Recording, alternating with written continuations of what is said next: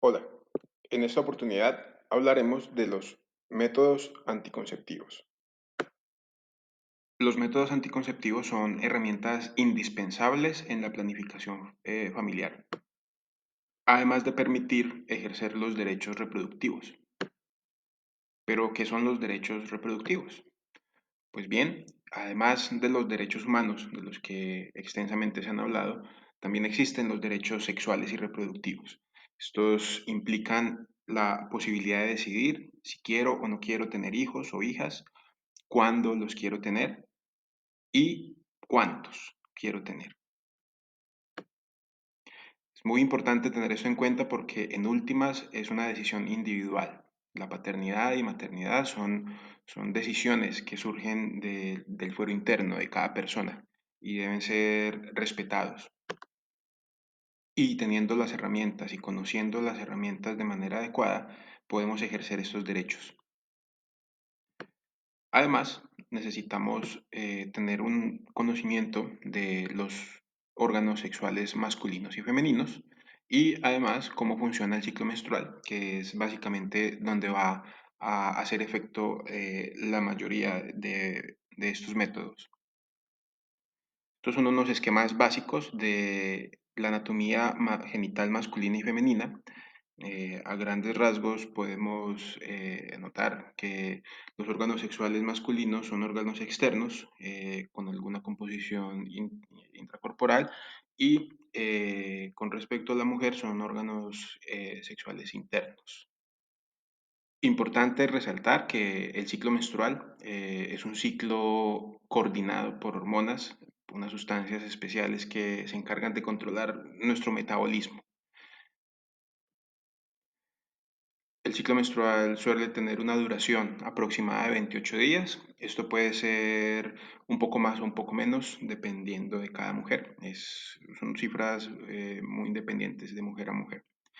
Y tenemos dentro de esos 28 días una parte del ciclo en el que va a aparecer la ovulación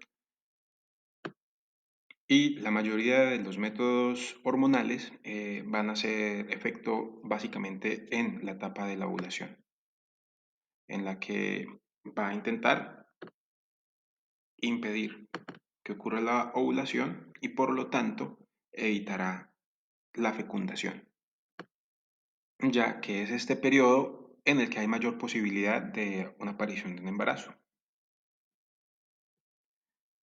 En un ciclo promedio en el cual no hay una fecundación, pues lo que encontraremos es un periodo de ovulación. Ese óvulo, si no ha sido fecundado, se descartará y se descarta básicamente con la aparición de la menstruación, el sangrado. El sangrado puede ser de duración variable, dependiendo de cada mujer.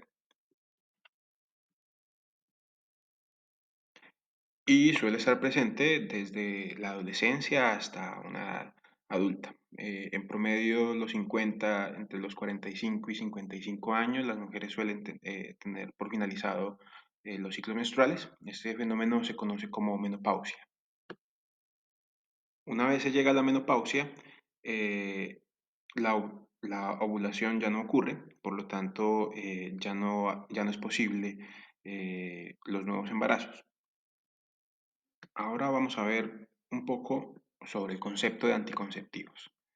Los anticonceptivos son métodos que permiten el control de los embarazos. Al ser utilizados de forma correcta, evitan la posibilidad de un embarazo. Se pueden utilizar desde la primera relación sexual durante toda la vida fértil. Estamos hablando que, en teoría, las mujeres pueden usar desde la adolescencia estos métodos anticonceptivos hasta llegar a la menopausia.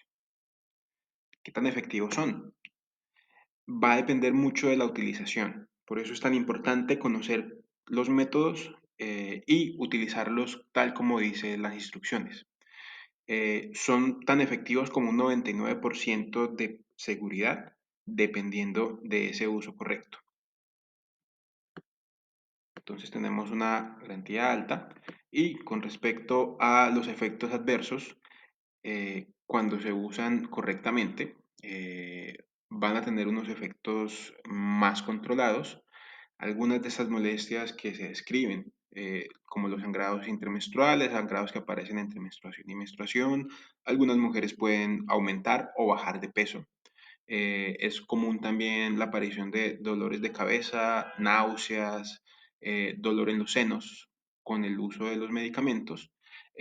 Puede haber disminución o aumento del apetito sexual.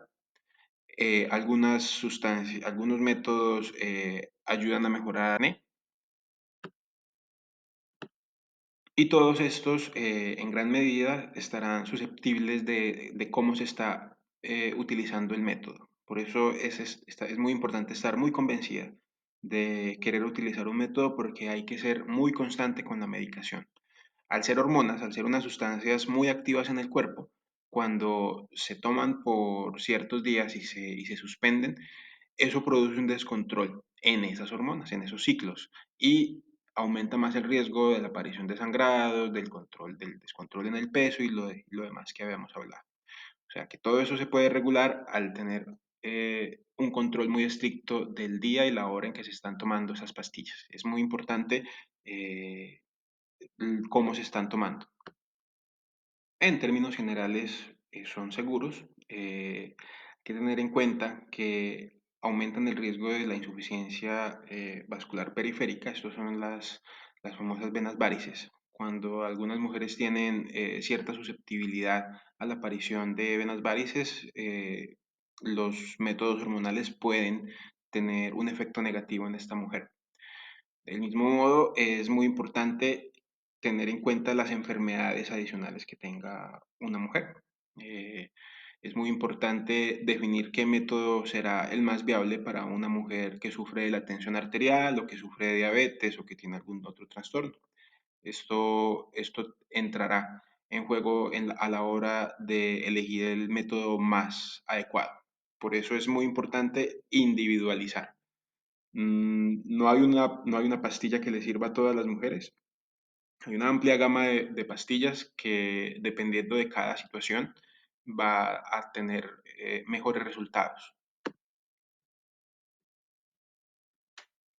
O más que mejores resultados, dará la posibilidad de menos efectos adversos. Ahora, dentro de los métodos anticonceptivos encontramos métodos de barrera, métodos hormonales y métodos definitivos. Hay métodos también no hormonales, de los que hablaremos un poco más adelante. Ninguno es mejor que otro, todos en general tienen una muy buena efectividad, sin ser 100%.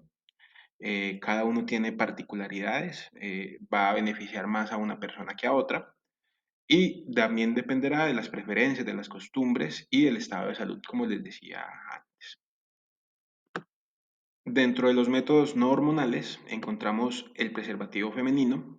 eh, Básicamente es una estructura similar al preservativo femenino, al condón, pero en esta situación se utilizará internamente dentro de la vagina.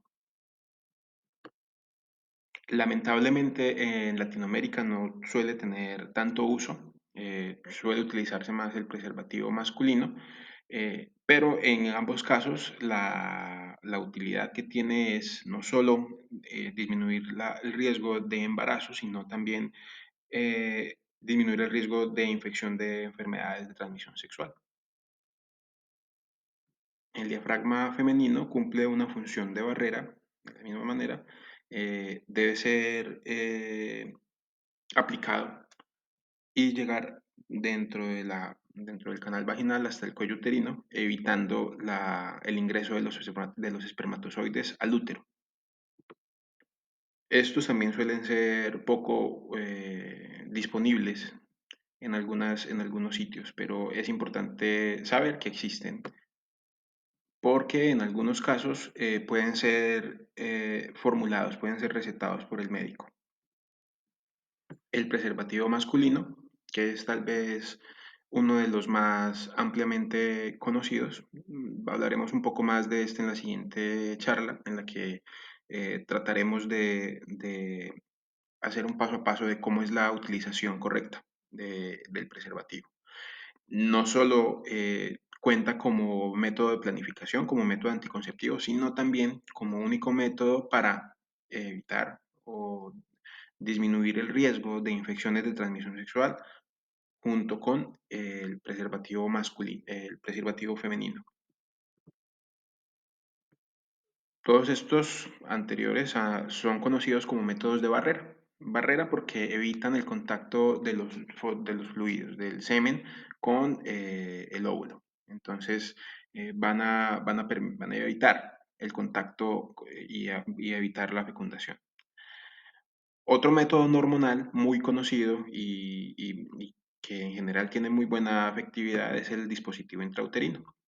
Es una estructura metálica o plástica de determinados materiales que debe ser introducida a través del canal vaginal hasta el útero. Esto lo que ocasionará es un entorno muy hostil dentro del útero, evitando la fecundación y la implantación.